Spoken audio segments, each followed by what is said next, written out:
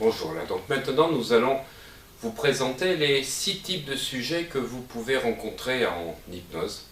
Donc niveau 0, niveau réfractaire, et niveau 1 à 6 en fonction des différentes sensibilités, suggestibilités que nous allons voir tout à l'heure après les différents tests. Tests pour savoir si on va utiliser de l'hypnose permissive, tests pour savoir si on va utiliser de l'hypnose autoritaire, donc plus guidée, plus directe, ou si on va faire de l'hypnose profonde. 3 types de tests pour déterminer le type d'hypnose dont le patient a besoin. Niveau général de l'hypnose ericksonienne, que 70% des patients qui viennent dans mon cabinet ont ressenti.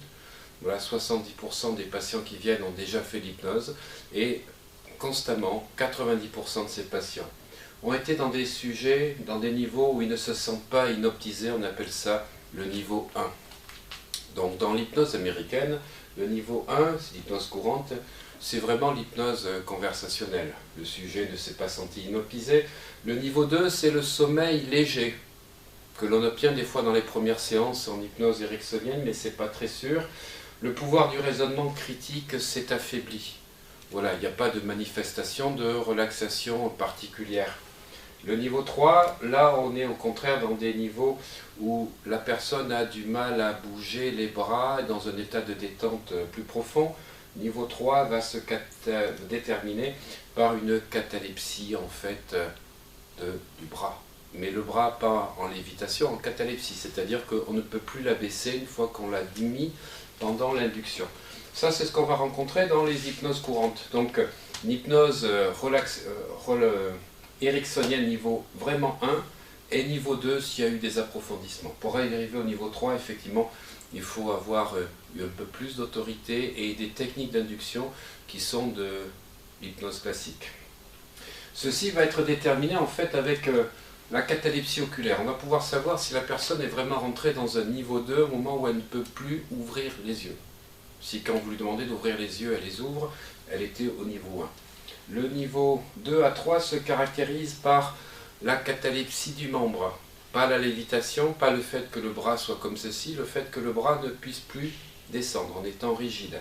Et c'est la catalepsie rigide du corps qui va nous indiquer qu'on atteint des niveaux d'hypnose plus profonds. Voilà.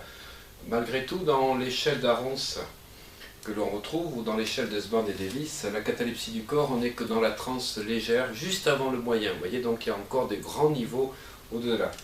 Le niveau 4, là, on va ressentir le toucher, mais le sujet ne va pas ressentir la douleur. Donc ce n'est pas à proprement parler un gant anesthésique, c'est un gant analgésique.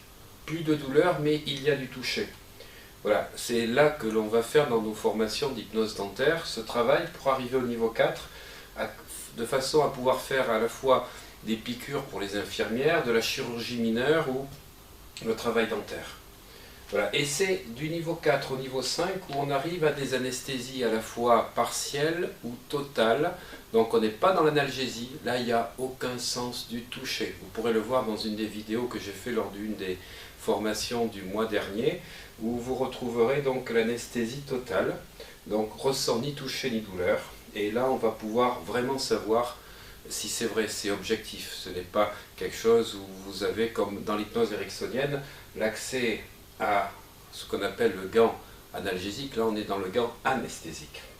Niveau 5, on commence vraiment le somnambulisme, on rentre dans l'anesthésie totale avec l'état Esdale. Je vous montrerai une vidéo prochainement pour vous montrer comment on y accède. Et c'est les premiers stades qui vont commencer avec ce qu'on appelle les hypnoses pré-comatiques, c'est-à-dire les hypnoses ultra, que l'on va développer au niveau 6, somnambulisme profond. Et après on a l'hypnose abyss, l'hypnose ultra def, l'hypnose ultra height. Donc toutes ces hypnoses, niveau 5 et 6, peuvent être atteintes par n'importe quel sujet à condition d'utiliser des inductions particulières.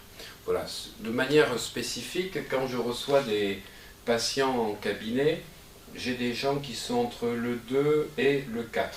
Ça arrive effectivement d'avoir des 5 ou 6 et c'est facilement identifiable puisqu'on va effectivement voir avec les différents tests, on va dire les 8 tests principaux pour voir de quel état il passe entre l'hypnoïde, l'alpha, le léger, le moyen, la transe profonde, la transe ultra, ultra height, ultra def, comatique, abyss et encore plus.